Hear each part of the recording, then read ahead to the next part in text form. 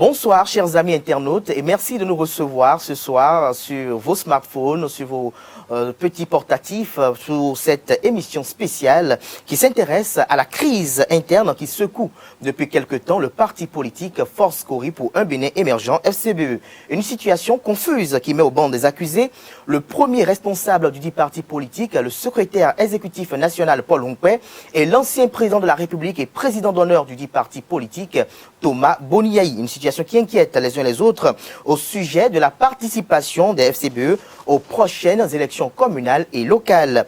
Dans un communiqué qui circule depuis quelques heures sur les réseaux sociaux, l'ancien président Thomas Boniaï a affirmé que le parti politique serait menacé par une main extérieure. Et c'est à cet effet que je reçois pour vous, chers amis internautes, le secrétaire exécutif national Paul Hunkwe. Bonsoir à vous. Bonsoir. Vous êtes dans nos studios pour nous expliquer un peu ce qui se passe depuis quelque temps au sein de la Maison Cori. D'abord, je m'excuse d'avoir raté les nombreux rendez-vous que vous avez sollicités auprès de moi. Et je salue les amis internautes. Et je dis d'entrée que, en fait, je n'étais pas arrivé ici pour me prononcer sur la parution, enfin, la publication du président d'honneur, le président Boniaï. Et on devrait parler en principe donc de comment nous préparons les élections communales. Et bien, comme c'est d'actualité, c'est tout frais. Tout à fait. Je vais me permettre de dire quelques mots parce que il y a du temps pour que, avec les camarades, nous puissions, disons, décrypter à fond ce que le président d'honneur a écrit. Mais je dois vous dire que, en fait, FCBE traverse une crise que nous, jusque-là, nous avons minimisée du moment où on pensait que notre président d'honneur n'avait pas de parti pris. Et certains allaient jusqu'à affirmer qu'ils sont du camp de Yahi contre le camp Hunkwe. Pour nous, c'était donc plutôt de lapsus. Mais cela se confirme avec ce qui est publié là, que effectivement, notre président d'honneur était derrière toute la crise. Derrière toute la crise. Dans ce communiqué, comme je l'ai dit à l'entame de cette émission, le président d'honneur a affirmé, ou il amène les uns les autres à constater, selon lui, que le parti politique serait sous l'influence d'une influence externe. Qu'allez-vous répondre à cela?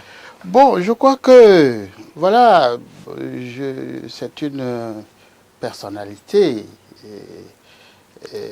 de grand niveau, et je crois qu'il devrait quand même pouvoir donner les preuves de cette affirmation, puisque à son arrivée, il n'a pas rejeté le récépissé que nous avons obtenu. Et nous, en allant le chercher, nous étions mus par de très bonnes intentions. D'abord, avoir un cadre légal de lutte, parce que nous étions tous dans la clandestinité. Vous savez que la charte des partis politiques qui vient d'être modifiée a clairement stipulé qu'après la promulgation, les anciens partis politiques avaient 6 mois pour se conformer à la charte. Notre récépissé que nous avons eu était obtenu donc sur la base donc de la charte précédente. Donc à partir de ce moment, nous avions 6 mois pour nous conformer, ce que nous ne sommes pas parvenus à faire. Bon, après donc le 17 mars 2019, il n'existe plus le parti FCBE. C'est ça qu'on tente de cacher aux militants. En réalité, FCBE n'existait plus. Bon, donc nous, on a dû recréer FCBE pour avoir un cadre. Une récréation. Une récréation, c'est un nouveau parti. En se référant à ce qui a été fait à Parakou, machin, c'est comme si on oublie qu'une charte a existé en son temps et qui disait qu'après le 17 mars, que les anciens partis avaient cessé donc d'exister. Nous avons fait les démarches en suivant les recommandations du ministère de l'Intérieur et nous avons été, comme vous le savez bien, vilipendés, insultés, traités de tous les noms d'oiseaux. Aussi bien ceux de la résistance comme quelques camarades de notre parti, mais qui en réalité étaient recommandés. Ils étaient, disons, recevaient des ordres. Donc si on pense qu'il y a une main externe qui crée la crise, il y a une main interne qui l'a également créée. Nous on peut prouver. Vous estimez qu'il y a une main interne qui a créé la crise. Parce que voilà un papier. C'est la main de qui, par exemple? Voilà un papier que nous cherchons. Nous tous, on cherchait. On disait, mais par quel moyen pouvoir sauver notre formation politique? Et nous sommes parvenus à le faire. Et les gens ont dit, ce papier-là, c'est un chiffon, nous n'en voulons pas. Nous n'en voulons pas du tout. Il faut qu'ils s'en aillent avec. Aujourd'hui, on dit, bon, si vous n'aviez pas fait ça, je ne sais pas ce que le parti serait. Et bon, je n'en sais rien. Bon, maintenant, donnez-nous les papiers et foutez le camp. En réalité, on vous demande de partir du parti politique? Bien sûr, c'est pour nous évincer. C'est malhonnête. Deux, je vais vous dire que, en réalité, il y a plusieurs calculs derrière cette affaire.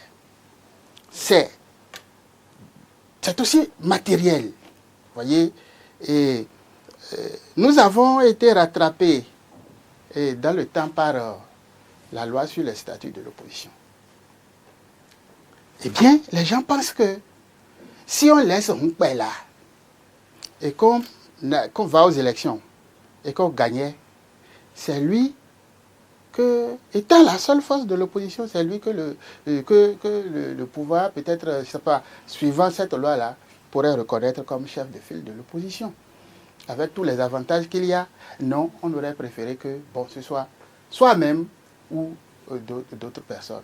Moi, le matériel... Si je me résume très rapidement, selon vous, le parti politique est menacé par une main interne.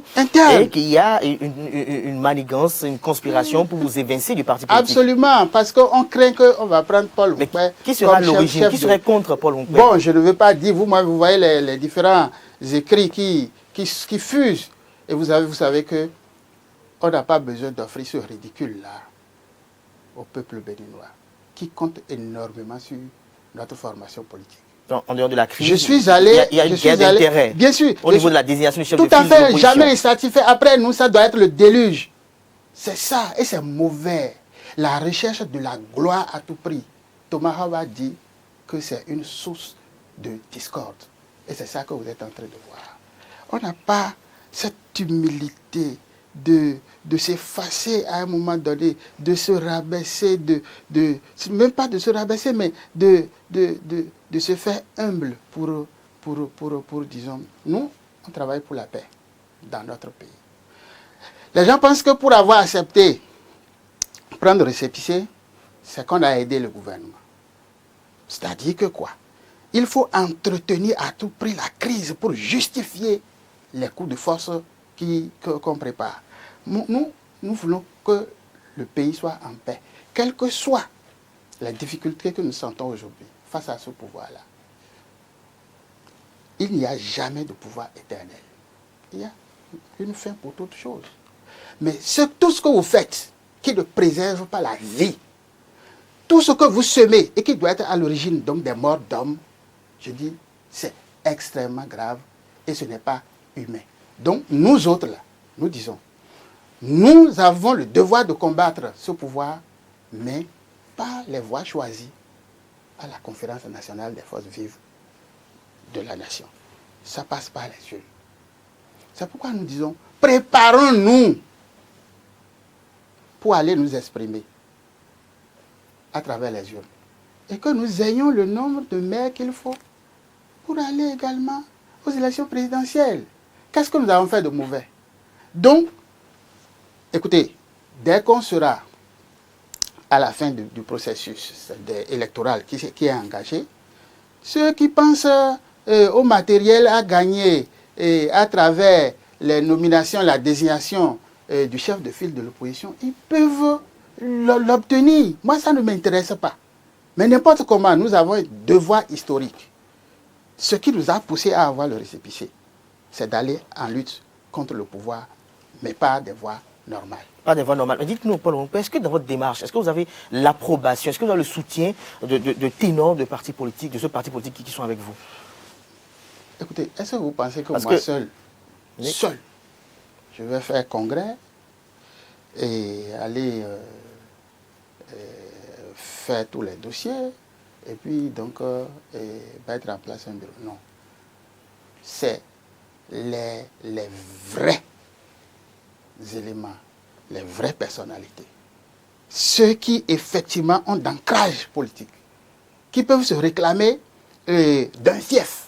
Est-ce que vous pouvez nous citer quelques noms très rapidement? Ils sont nombreux. Oui, quelques noms. Pratiquement tous les députés qui étaient avec nous. Quelques noms. Mais quand vous prenez des gens comme Idrissou Bako, quand vous prenez les Garba Yaya, les Gounou, et Sani, et plusieurs ministres du gouvernement, des DG, tout ça, ils ne sont pas rien. Moi-même, là, je suis de quelque part. J'ai été maire. Ça veut dire que j'ai pris part des élections, j'ai été candidat aux élections législatives et tout. Et donc, j'ai une base politique.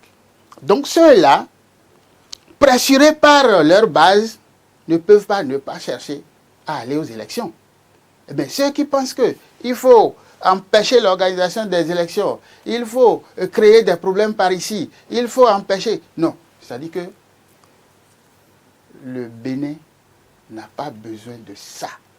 Nous avons besoin de la paix et nous avons besoin de renforcer notre démocratie. Alors, dites-nous, dans un cas de figure où le président d'honneur ne veut pas reconnaître entièrement votre légitimité à la tête du parti politique et qu'il reste dans une dynamique avec certains de vos camarades de pouvoir organiser coûte que coûte ce congrès, parce que quand on prend connaissance du communiqué rendu public, le président d'honneur demande à ce que le parti politique organise ce congrès-là pour s'ouvrir aux autres forces de la résistance afin que le parti soit plus solide pour affronter, je dirais, les enjeux électoraux de ces prochaines échéances électorales. Bon, je crois que ça ne nous engage pas, puisque la question d'appartenance à cette résistance-là, ça a déjà trop agité. Le PH n'était pas au pays. Nous avons vu comment nous avons été traités. Nous avons vu, disons, les propos qui se tenaient dans ce panier à crabes. Et nous avons dit, il faut se retirer, purement et simplement. Aujourd'hui, il reste quoi de cette résistance? Il reste quoi? Étant donné que RE, qui est une force normale, a déjà fait la même procédure que nous, a déjà son récépissé et est donc une entité. En s'ouvrant, c'est pour phagocyter, c'est pour remettre RE dedans. Et si RE sort là, il va rester qui? Il va rester seulement la RB. Les autres qui viennent mentir, chercher à emballer le président d'honneur, eux, ils n'ont pas de parti politique. Et je me demande ce qui leur reste encore de leur base. Alors, ceci dit, nous avons toujours dit, bon, ceux qui se disent de l'opposition face au pouvoir en place, qu'ils peuvent emprunter notre canal pour aller aux élections. Mais ça ne s'appellera pas résistance. Si des individualités derrière, eux, ils ont quelques gens qui veulent aller aux élections, mais dire que FCBE, dans sa forme actuelle, doit être transformé pour ramasser tous ceux qui nous ont conduits à cette situation regrettable des élections exclusives, qu'il faudra tous les emballer. Je dis non, il ne faut pas se tromper de combat. Nous pensons qu'il faut assainir, il faut réorienter, il faut apprécier les réalités d'en face pour que le combat qui nous amènera à la victoire soit un combat vraiment ordonné et justifié. Un combat ordonné et justifié. Mais dites-nous, Paul Rompé, il y a quelques jours, je ne peux pas dire il y a quelques semaines, on a eu dire que le président d'honneur Boniaï souhaiterait prendre une pause. Est-ce que vous pensez que le parti politique FCBE peut résister peut compétir sans l'aura de l'ancien président Thomas Boni Yayi?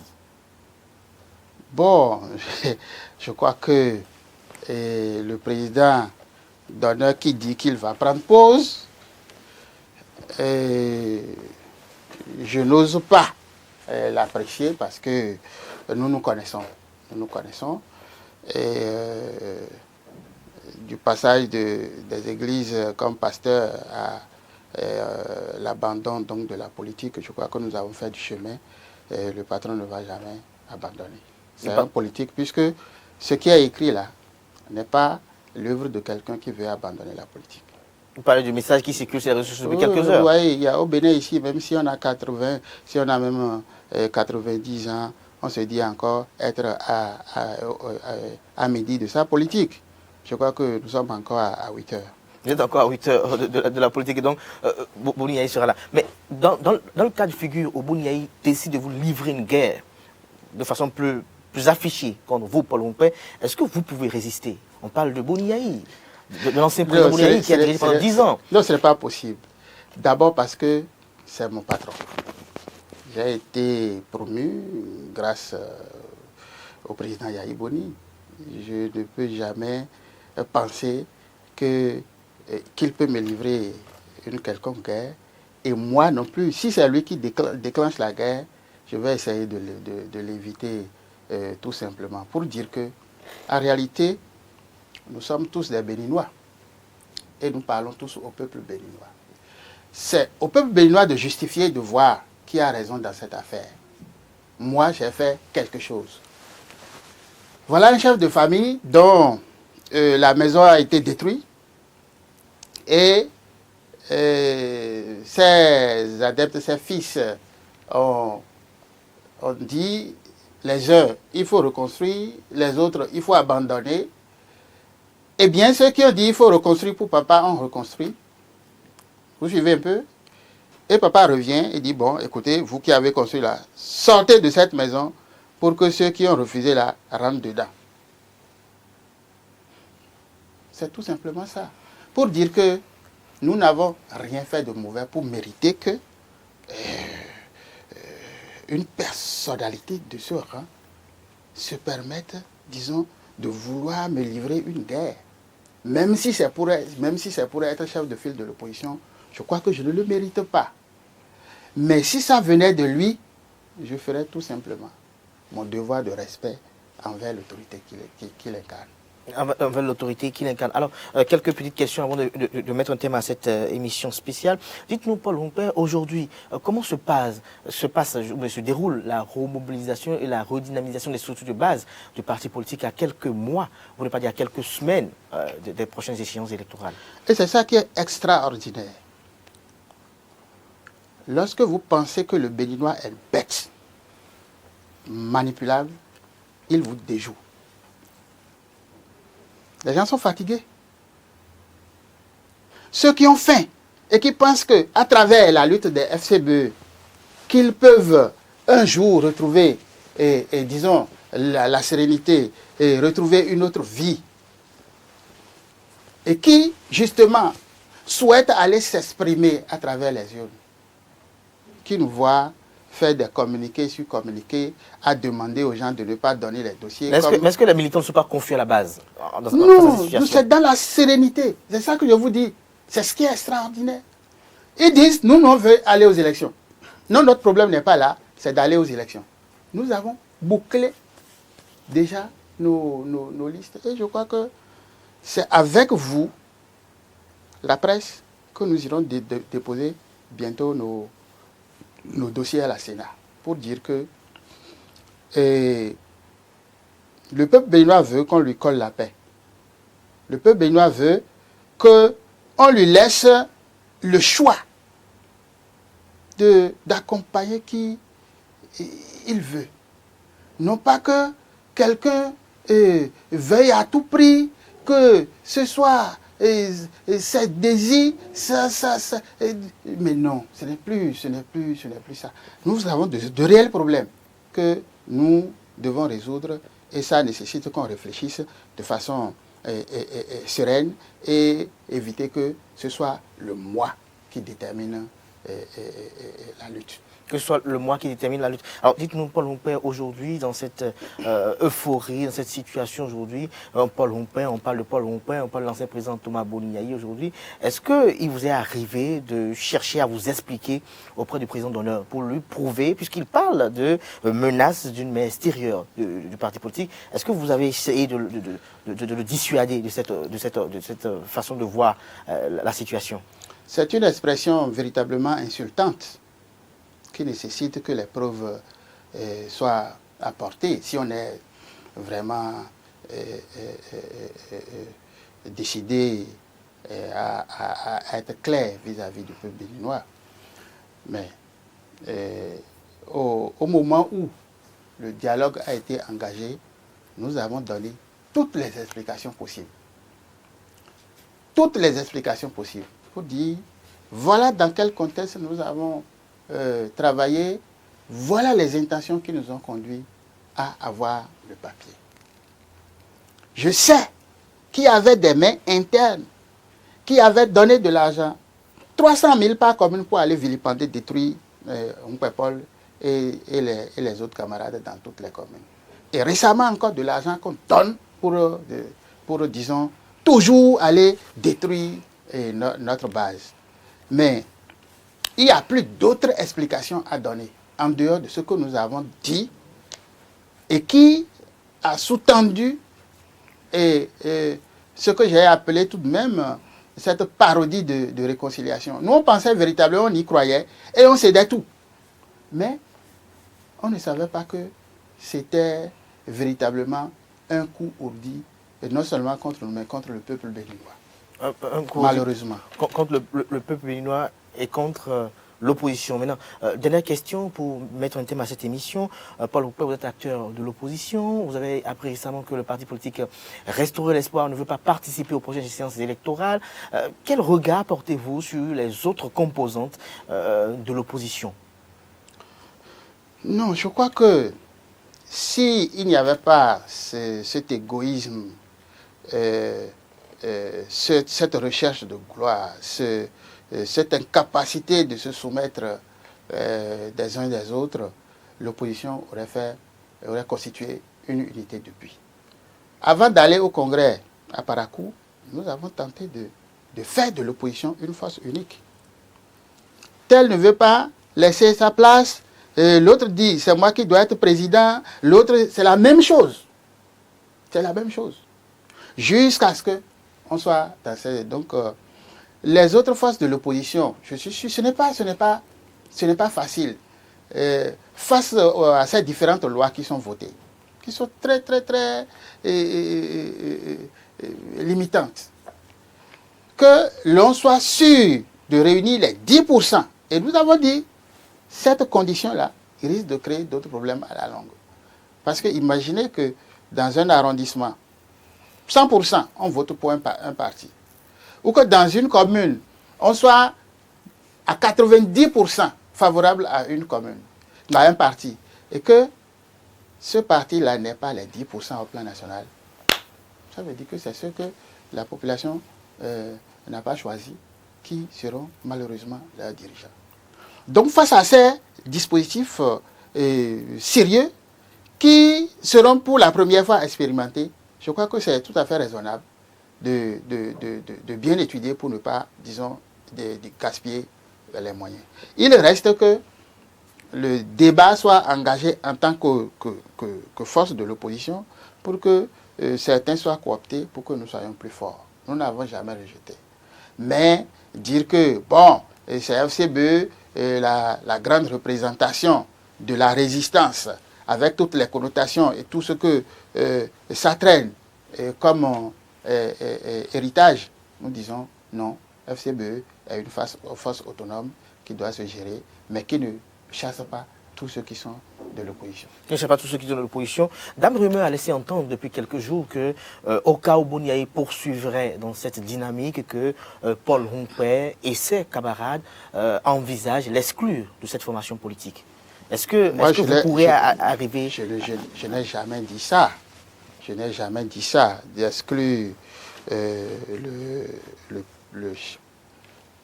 président d'honneur vous aussi, pour notre image et l'image de notre pays, je crois que non, ce n'est pas possible.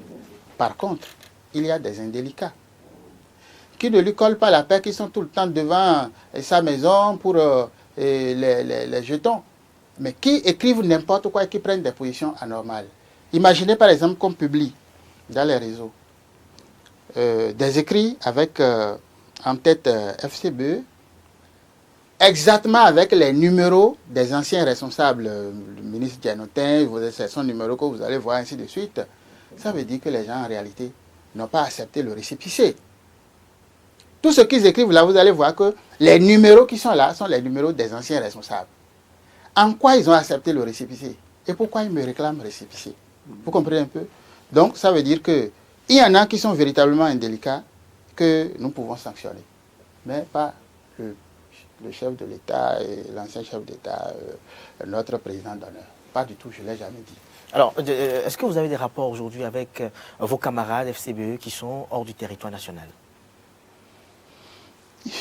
Quelle relation on peut avoir si ce n'est pas s'appeler quelquefois? Ceux qui sont disponibles, qui ne pensent pas qu'on a fait un coup. Imaginez, un parti qu'on a dit qu'il n'existe plus, que nous avons recréé. Et on dit qu'on pense que c'est un coup, qu'on devrait les laisser.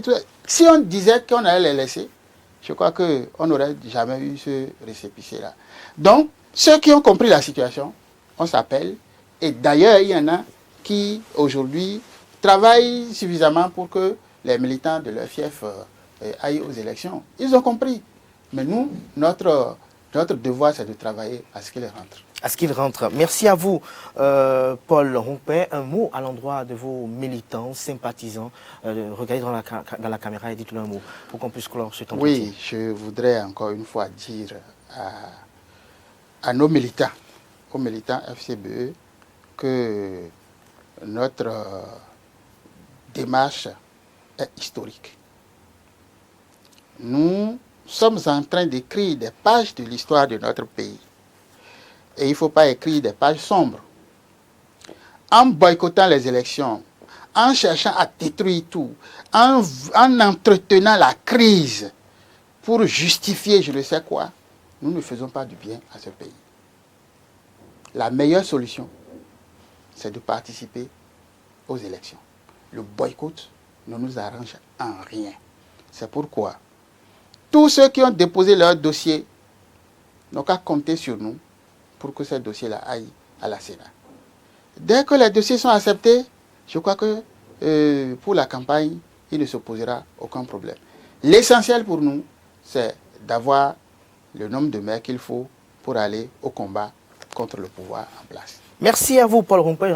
Je rappelle que vous êtes le premier responsable du parti politique Force Kori.Bénin émergent FCBE. Vous êtes le secrétaire exécutif national du dit parti politique. Vous avez indiqué au cours de cet entretien que le parti politique est menacé par une main interne qui agite les uns les autres, qui oppose les deux camps. Vous avez dit que le combat qui se mène actuellement, c'est le combat de la désignation du chef de file de l'opposition et que si l'ancien président Thomas Bouniaï est président d'honneur du parti politique, vous oppose la guerre, vous lui opposerez la pacificité car il reste et demeure votre patron. Vous avez rassuré vos militantes et militants que les dossiers iront à la Commission électorale nationale autonome afin d'élire les différents conseils communaux qui seront désignés ou élus au sein des conseils communaux comme maire pour que vous ayez le nombre de parrains qu'il faut pour présenter un candidat à la présidentielle de 2021. Merci d'avoir accepté notre invitation.